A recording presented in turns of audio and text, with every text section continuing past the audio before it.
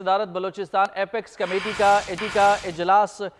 हुआ है और इजलास में निगरां वज़ीर आला बलूचिस्तान और दीगर आला अफसरान ने शिरकत भी की है। इजलास में army chief general Asim Munir ने भी शिरकत की है।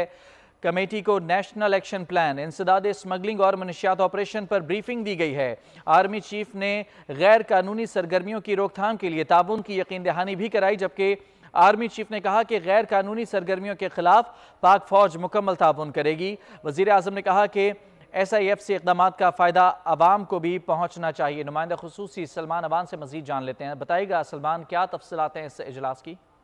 बिल्कुल, सूबाई दारुल-हुकूमतों में भी एपेक्स कमेटी के इजलास जारी हैं और आज कोटा में होने वाले इजलास में निगरान वज़ीर आज़म अनवारुल हक काकड़ के साथ chief of army staff general Syed Asim Munir ने भी खुसूसी तौर पर शिरकत की। और आज के इजलास में कमेटी को ब्रीफिंग दी गई, खासतौर पर रिवाइज नेशनल एक्शन प्लान के हवाले से और खासतौर पर जो इस वक्त लॉ इन्फोर्समेंट एजेंसीज की कार्रवाइयाँ जारी हैं बलूचिस्तान में, इंसदाद स्मगलिंग के इकदाम हैं और इसके साथ साथ जो इंसदाद मंशियात के ऑपरेशन हैं बलूचिस्तान में किए जा रहे हैं और सिक्योरिटी जिनकी हम बात करेंगे CPAC और नॉन CPAC मनसूबों पर काम करने वाले गैर मुल्की शहरियों के हवाले से, और इसके अलावा जो गैर कानूनी तौर पर मुकीम गैर मुल्की हैं इस वक्त पाकिस्तान में, उनके खिलाफ एक बड़ा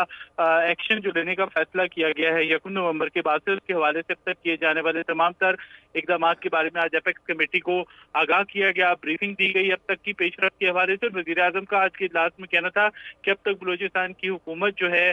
उसकी जो कारकर्दगी नजर आ रही है तमाम तर इकदाम के हवाले से, उसके ऊपर वो मुतमईन है। और SIFC के जो इनिशिएटिव्स हैं वो भी आज की कमेटी के इजलास में खास तौर पर ज़ेर बहस आया। और आज के इजलास में निगरान वज़ीर आज़म ने कहा कि जो बलूचिस्तान की समाजी या मुआशी तरक्की है वो हुकूमत की तरजीहात में शामिल है, क्योंकि ये तरक्की जो है वो सूबे में अमन और इस्तेहकाम लाने का बाइस बनेगी।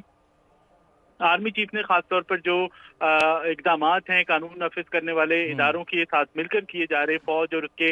दीगर इदारों के साथ, उनके हवाले से उनको उजागर किया। और उनका कहना था कि फौज जो है कानून नाफिज करने वाले इदारों को मुकम्मल तौर पर ताउन फराहम करेगी और गवर्नमेंट के जो मुतल्लिका शोबे हैं उनको भी खासतौर पर जो गैर कानूनी इकदाम हैं सूबे में होने वाले, उनके हवाले से मुकम्मल तौर पर एयानत फराहम की जाएगी, ताकि जो सूबे के अंदर होने वाली इकनॉमिक तरक्की है, इकनॉमिक तरक्की या मुआशी तरक्की का रास्ता है, उसको हमवार किया जा सके। जी ठीक है सलमान, बहुत शुक्रिया आपका तफसीलात के लिए।